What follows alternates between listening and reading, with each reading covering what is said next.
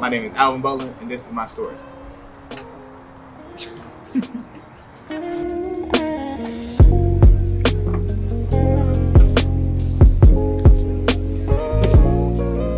whole bunch of cops that took that surrounded that bus stop, that surrounded our bus.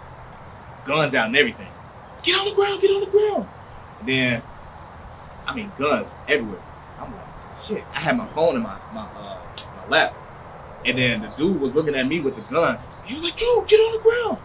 Everybody was on the ground, so I couldn't even get on the ground. So I was like, man, I couldn't do nothing. I was in the backs. I was in the far back, so I couldn't sit. I couldn't just lay on the ground. And then there was a dude that was next to me. He had a backpack full of sticks, big ass rocks. Like he just had he was just ready for whatever. I'm like, shit. So as soon as they start taking us out one by one, the dude with the backpack came before me, and then they just took his ass. They just took him in that car. Then I was next out, and as soon as I got out, that's when all hell broke loose. I just seen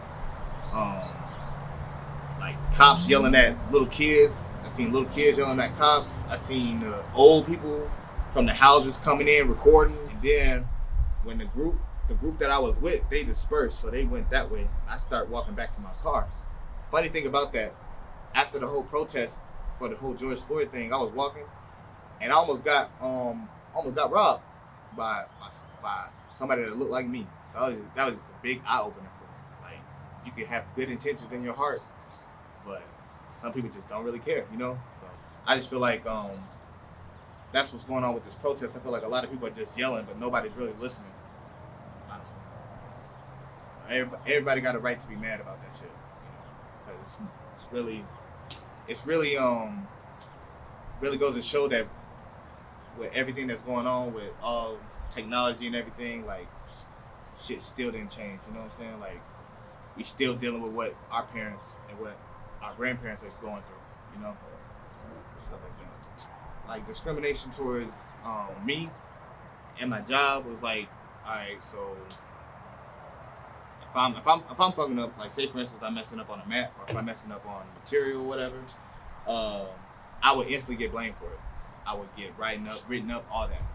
But if somebody else that doesn't look like me does the same thing that I do, nothing, no issue, no problem, not even a talk, not even a conversation, just walk by.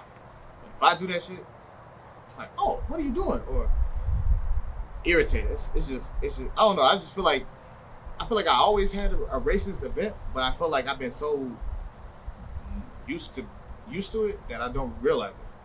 You know, I think that's what a lot of people deal with. You know, just dealing with a whole bunch of racism and then they don't realize it. They just numb to racism. Like, I think that's what I came to realization, especially after that George Floyd thing. I felt like there was a big opening to my eyes because I just let a lot of shit pass.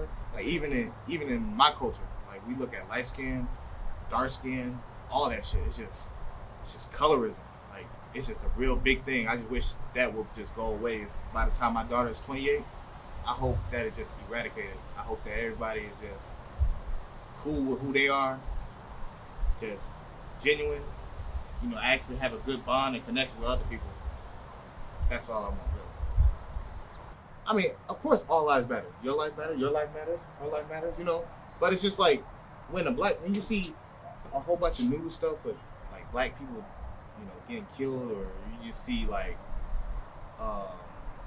just any injustice. Like, I just feel like if I saw a white dude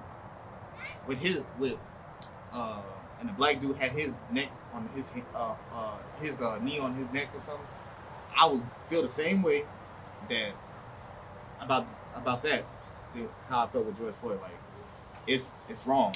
Wrong is wrong, you know what I'm saying? And I just feel like some people are just bandwagoning it, having their own agendas, trying to make it their own thing when it's not the case. You know, you're trying to distract people from what's the real issue, and that's not right. Would you guys have paid attention to the George Floyd killing if you guys wasn't stuck in the house all day? Like, well, what do you think? I think that y'all probably would have just swept it under the rug.